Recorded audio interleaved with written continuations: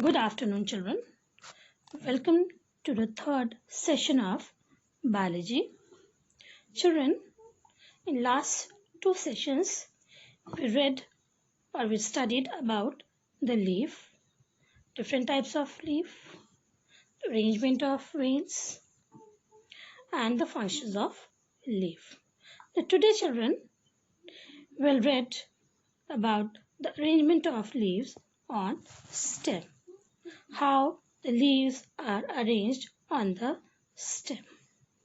So, the arrangement of leaves on the stem of a plant is called phyllotoxy. So, children, how the leaves are arranged on the stem, this in the arrangement is called as phyllotoxy. Now, there are three types of phyllotoxy, or we can say that there are three types of arrangement of leaves on the stem. Now, these are the alternate phyllotoxy, opposite phyllotoxy, and whorl phyllotoxy. Children, look at the flow chart. Now, in this flow chart, children, as you see that there are three types of phyllotoxy: alternate, opposite, and whorl. Whorl means, children, group. So, in alternate phyllotoxy, the leaves are arranged on node. Now, these nodes, they contain only one leaf at one node and the other leaf on other node. They are opposite to each other, but only one leaf is present at one node. For example, China rose or hibiscus. Number two is opposite. As you see, children, that in opposite, two leaves are present at one node and they are arranged oppositely to each other. So, this type of arrangement is opposite phyllotoxy. Now, in the third diagram, you see, children, that there are four leaves present at one node. 1, 2, 3, 4. So, four leaves are present at one node, or we can say a group of leaves are present at one node. So, this type of arrangement is known as whorl phyllotoxy. So, phyllotoxy is the arrangement of leaves on the stem. Now, why this phyllotoxy is important, children, for the plant, or why this arrangement is necessary in the plants? Because these leaves which are present on the stem, they trap the solar energy or sunlight, which helps the plant to manufacture the food. So, for the process of photosynthesis, phyllotoxy is important. Now, children, we'll come to the other topic, and that is the modification of leaf in plants or on the stem.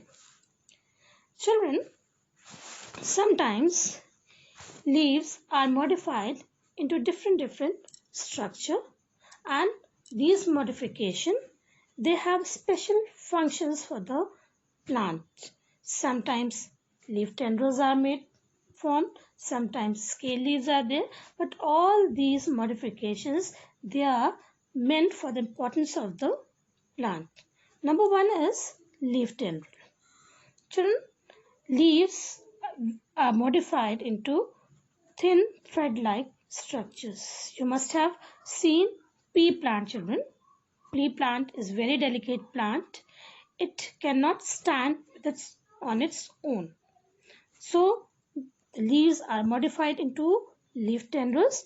Now, these leaf tendrils, they coil around the support and it gives support to the weaker stem. Second is leaf spines. Children, Leaf spines are also the modified form of leaf, as in cactus. You must have seen cactus, children, and these cactus, they are mostly found in desert areas. In desert areas, children, there is scarcity of water, and that is why these leaves, they get modified into spines, so less loss of water takes place from the plant body through the transpiration.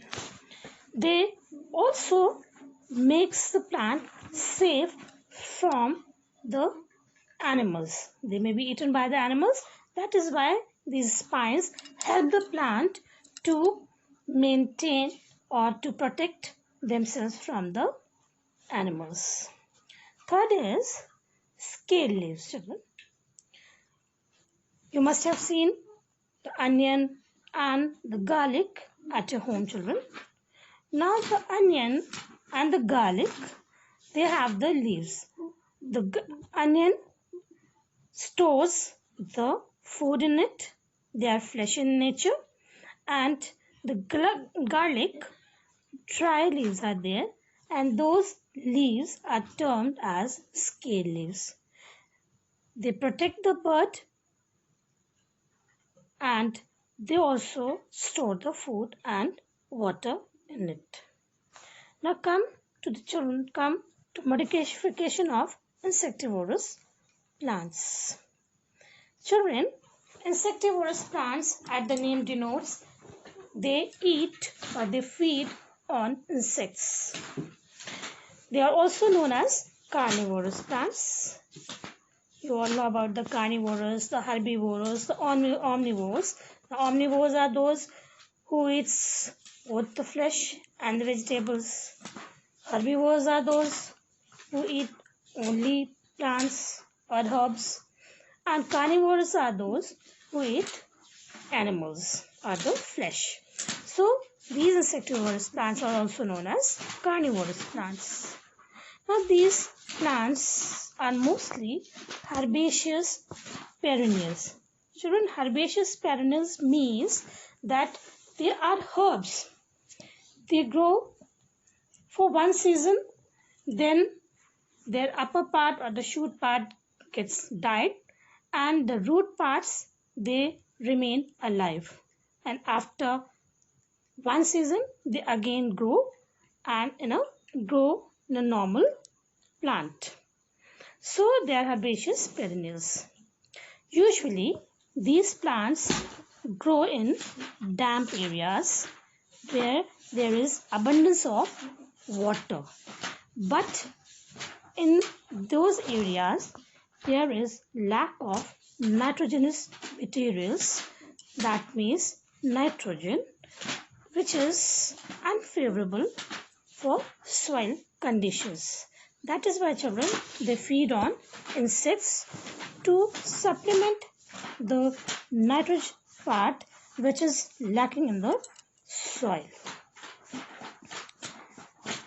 So, children, as most of these plants are green, they manufacture their own food. Because they are green in color, they manufacture their own food by the process of photosynthesis.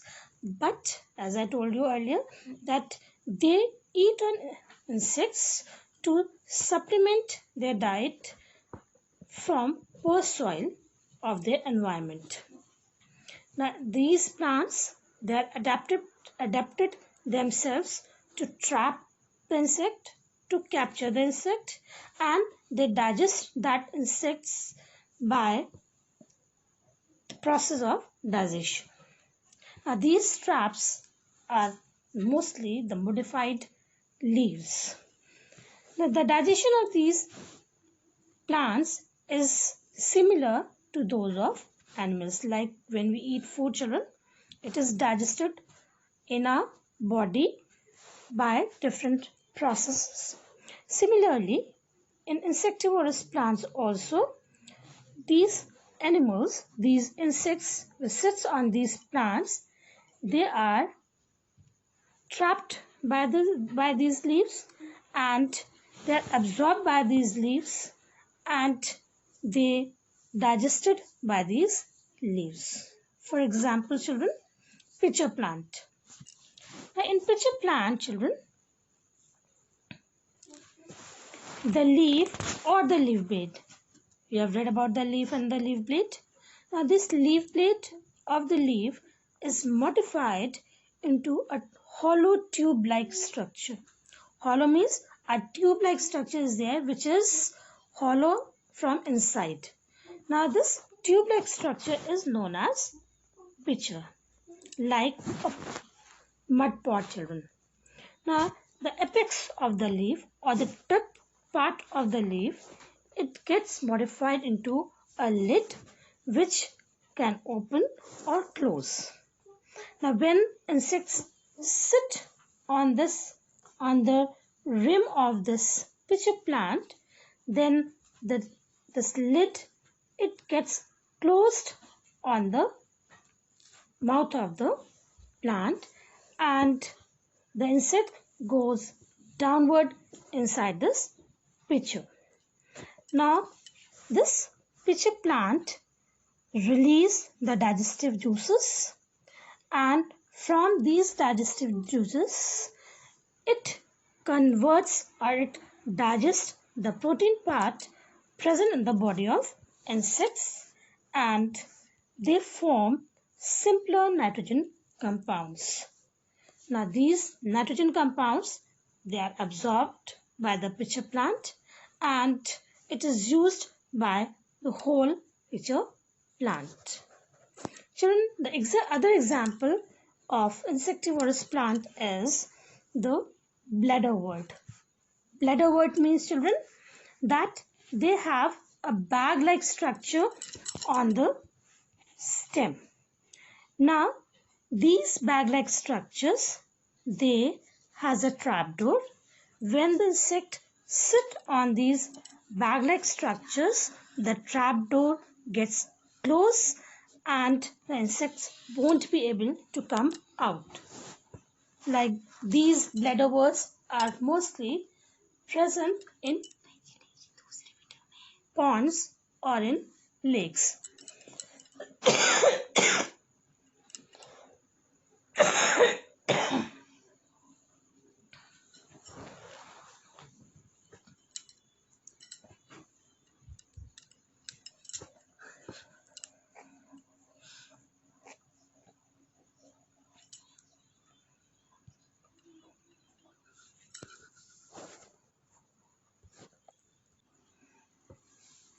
Third is Venus flytrap.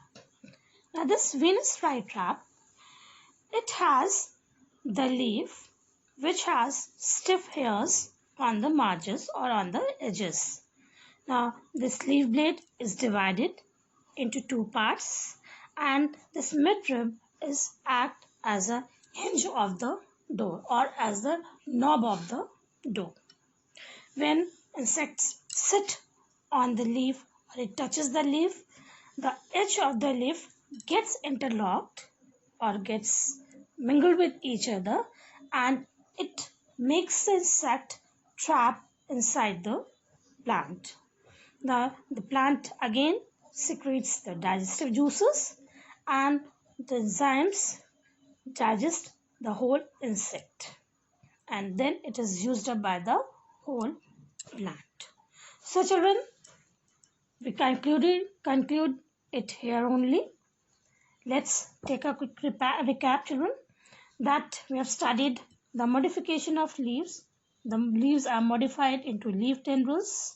The leaves are modified into spines, scale leaves, and all these modifications, they are very helpful for the plant. So there is an exercise, children, as an homework.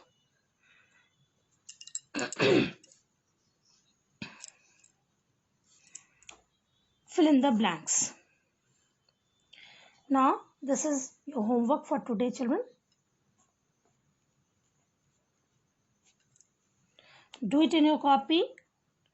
Children, whatever homework we are giving you, do it in your copy day to day, and then we'll see when the school will reopen. Thank you, children.